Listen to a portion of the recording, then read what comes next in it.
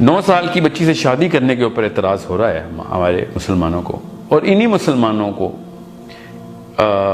کبھی 6 سال کے بچے کو ذبح کرنے پہ اعتراض نہیں ہوا۔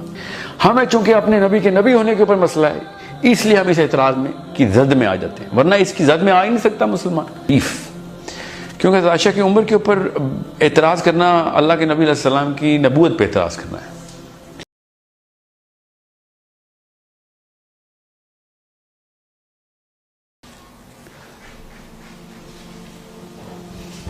السلام علیکم۔ وعلیکم السلام۔ اچھا، یہ ایک بڑا کامن ایشو ہے ہمارا، اور اکثر اس کے اوپر بڑی ڈبیٹس بھی ہوتی ہیں کہ حضرت عائشہ کی ایج جو ہے ان کی شادی کے وقت، وہ عام طور پہ کہا جاتا ہے کہ وہ 9 سال یہ کہ جگہوں پہ آتا ہے تو 6 سال۔ تو یہ ایک بڑا مشکل معاملہ ہے مسلمانوں کے لیے کہ اس کے اوپر بڑا اعتراض اٹھایا جا رہا ہے پوری دنیا کے اندر، تو اس کو آپ کیسے ایکسپلین کرتے ہیں؟ دیکھیں، حضرت عائشہ کی عمر پہ اعتراض کرنا جو ہے نا، 2 سطح کے اوپر اس کا آپ کا جو سوال ہے نا، اس کی 2 شاخیں ہیں۔ ایک تو یہ کہ کیا یہ بات تحقیق سے واضح ہے کہ حضرت عائشہ کی عمر اتنی تھی؟ تو کافی جگہوں کے اوپر اس نے کمپلیٹ اینگلز سے ملتی ہے۔ ایک حدیث جو حضرت ابوبکر کے ساتھ جب پہلی دفعہ یہ بات کی اللہ کے نبی علیہ السلام نے کہ اللہ کی طرف سے یہ حکم آیا ہے، تو ان کا جو ریئیکشن تھا وہ بھی ریکارڈڈ ہے۔ سو یہ بات جو سوچنا کہ کیا یہ بات صحیح ہے کہ نہیں، تو اس میں تو کوئی شک کی گنجائش نہیں ہے۔ ایک بڑی عمومی رائے چل رہی ہے آج کل یوتھ میں کہ نہیں، یہ تو مورخین نے خود ہی لکھ دیا، اصل میں ایسا کچھ نہیں تھا۔ ان کے اندر پھر ایک مسئلہ ہے، ان کی سائیکالوجی میں ایشو آ چکا ہے۔ میں آپ کو ایکسپلین کرتا ہوں وہ کیسے، کیونکہ اس سے جو دوسرا پوائنٹ نکلتا ہے وہ یہ ہے کہ آپ کو یہ مسئلہ کیوں درپیش آ رہا ہے کہ عائشہ کی عمر کیا تھی۔ That actually is indicating a problem in your basic psychological construct of your belief.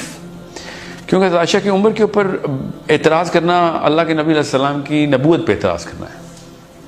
میں اس کو ایکسپلین کرتا ہوں، کیونکہ یہ سارے واقعات اللہ تعالیٰ کے ہاں کوئی کوئنسیڈنس نہیں ہوتے۔ اللہ تعالیٰ ہر چیز بائی ڈیزائن کروا رہے ہوتے ہیں، اسپیشلی اپنے انبیاء کے اوپر۔ تو وہ قیامت تک کے آخری بندے نے جو پیدا ہونا ہے، اس کے لیے اس کی رہنمائی ہو رہی ہوتی ہے ایک ایونٹس کے ساتھ، جو کہ کسی بھی نبی کے ساتھ ہو رہا ہو، اسپیشلی جو قرآن پاک میں آ جائے، جو پروفیٹ صلی اللہ علیہ وسلم کے ساتھ ان کی لائف میں ہوا۔ So whenever we actually start to or when we get a question, especially in the West, کہ your prophet married a 9-year-old, so you have to actually naturally have a disposition that he's actually conflicting to the very pedestal of prophethood of our Prophet صلی اللہ علیہ وسلم، ورنہ تو یہ مسئلہ ہونا نہیں تھا۔ تو جب مسلمانوں کو خود بھی اس بارے میں الجھن شروع ہو جائے، تو اس کا مطلب ہے ان کی اللہ کے نبی صلی اللہ علیہ وسلم کی نبوت کے اوپر جو ایمان رکھنا ہے نا، اس کے وہ ڈگمگا گئے۔ میں اس کا ثبوت دیتا ہوں کو سائیکالوجی سے۔ 3000 سال پہلے قرآن پاک سے اللہ کے نبی صلی اللہ علیہ وسلم کی شادی سے 3000 سال پہلے زیادہ عجیب و غریب واقعہ اور واقعات کی لسٹ پہ ہم نے کبھی اعتراض نہیں کیا۔ 9 سال کی بچی سے شادی کرنے کے اوپر اعتراض ہو رہا ہے ہمارے مسلمانوں کو، اور انہی مسلمانوں کو کبھی 6 سال کے بچے کو ذبح کرنے پہ اعتراض نہیں ہوا۔ کبھی بھی نہیں میں نے سنا، اسپیشلی ویسٹ میں، کہ 6 سال کا بچہ حضرت ابراہیم نے ذبح کیوں کیا اپنے بیٹے کو؟ تو انہوں نے تو چھری چلا دی تھی، ٹھیک ہے، وہ تو بعد میں ایک بکرا آ گیا نا، ادھر تو دمبا آ گیا، ورنہ تو نبی نے تو چھری چلا دی تھی، اور یہی تو امتحان تھا اس کا۔ اور یہ کوئی امتحان نہیں ہے کہ اللہ کے نبی صلی اللہ علیہ وسلم نے عائشہ سے شادی کی، امتحان تو زینب سے شادی کرنے کے اوپر تھا، ٹھیک ہے۔ وہ تو عرب نے اعتراض کیا تھا، آپ کے نبی صلی اللہ علیہ وسلم نے اس اعتراض کو کیسے کاؤنٹر کیا، تو ہم اس کا آنسر دے رہے تھا، مگر چونکہ مسلمانوں کا علم بھی ذرا کم ہے، ان کو حضرت زینب کی شادی کا پتہ بھی نہیں ہے زیادہ تر کو، تو ویسٹ جو ہے وہ اس بارے میں اس لیے وہ زیادہ بات چیت نہیں کرتا۔ جو حضرت عائشہ کے اوپر اعتراض کرتے ہیں، وہ وہی لوگ اعتراض کرتے ہیں جو خود اپنے نبی کو 6 سال کے بچے پہ چھری چلانے کے اوپر ڈیفینڈ کرتے ہیں، کیونکہ ان کو اس کے نبی ہونے کے اوپر مسئلہ نہیں ہے حضرت ابراہیم کے۔ ہمیں چونکہ اپنے نبی کے نبی ہونے کے اوپر مسئلہ ہے، اس لیے ہم اس اعتراض میں کی زد میں آ جاتے ہیں، ورنہ اس کی زد میں آ ہی نہیں سکتا مسلمان۔ کہ یار اللہ تعالیٰ کا حکم ہے جو بھی حکم ہے.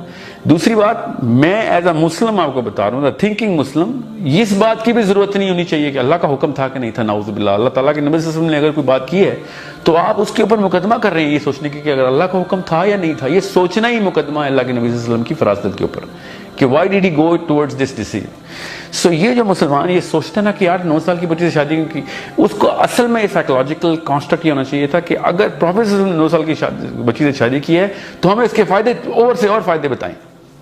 اس کو مقدمے کے طور پر جو دیکھتا ہے اس کے ایمان میں شدت سے کمی ہے. اور پھر اس کے اوپر وہ والا بندہ جو بھی اس کو یہ پروو کرنے کے لیے یہ کھوج لگانا شروع ہو جائے کہ نہیں 9 سال نہیں ہوں گی, 29 سال ہوں گی. ایک نے تو کہہ دیا 48 سال کی عمر ہے, ٹھیک ہے. اور میں نے خود سنا ایک صاحب تو کہہ رہے تھے کہ یہ تو مورخین نے لکھا ہوا ہے, اصل میں تو سنت حدیث ہے نہیں اس کے اوپر. سو ہزار ایسی چیزیں جو مورخین سے ہم تک پہنچی ہیں اور بڑے تواتر سے پہنچی. اس کے اوپر تو حدیث بھی ہے, وہ بھائی صاحب کو شاید حدیث کا پتہ نہیں چلا یا پھر وہ پھر منکر حدیث ہیں. بہرحال منکر نبوت کا تو مقدمہ کیا جا سکتا ہے کہ منکر ایمان نبوت, کہ بھئی میں نبوت کے اوپر, اللہ کے نبی صلی اللہ علیہ وسلم کے اوپر نبوت پہ ایمان رکھتا بھی ہوں کہ نہیں, مجھے یہ تحقیق کرنی پڑے گی کہ عائشہ کی عمر نکالنی شروع کر دی ہے. سو ویسے بھی جس بندے کو, اچھا دوسرا جو شاخ ہے اس کی وہ یہ کہ اللہ تعالیٰ نے خود قرآن پاک میں کہہ دیا کہ تمہارے بیویوں کی اگر حیض شروع ہو جائیں تو تمہارے نکاح کے بعد اگر ان کا حیض شروع ہو جائے, اس کا مطلب ہے کہ حیض آنے سے پہلے بھی شادی ہو سکتی ہے.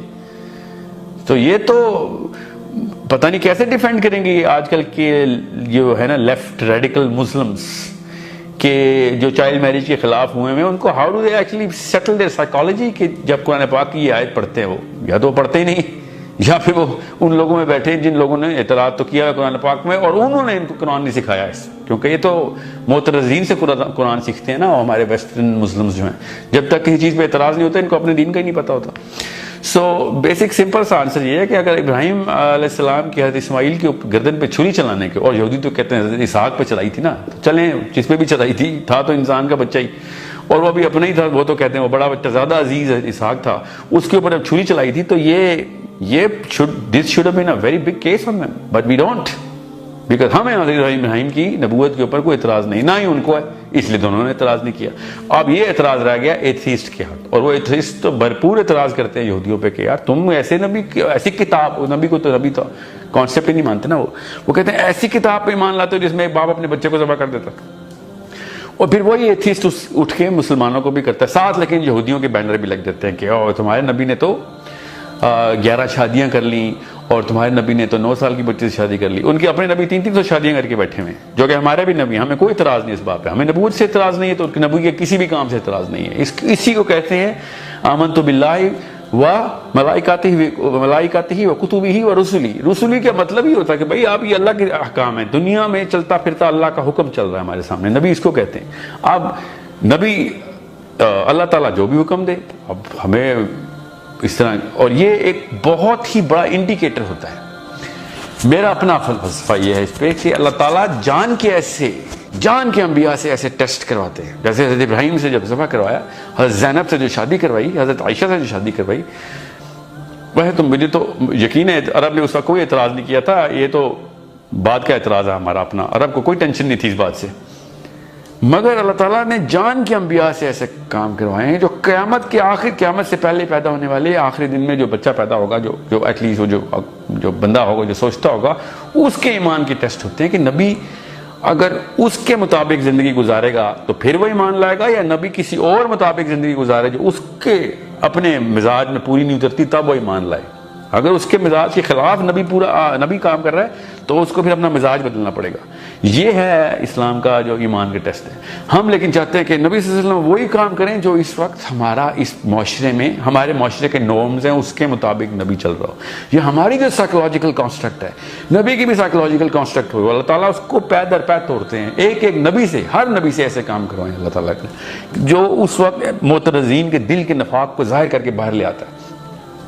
اور یہی بات ہے کہ میں سائنس کی بنا پہ اسلام کے اوپر ایمان کے خلاف ہوں.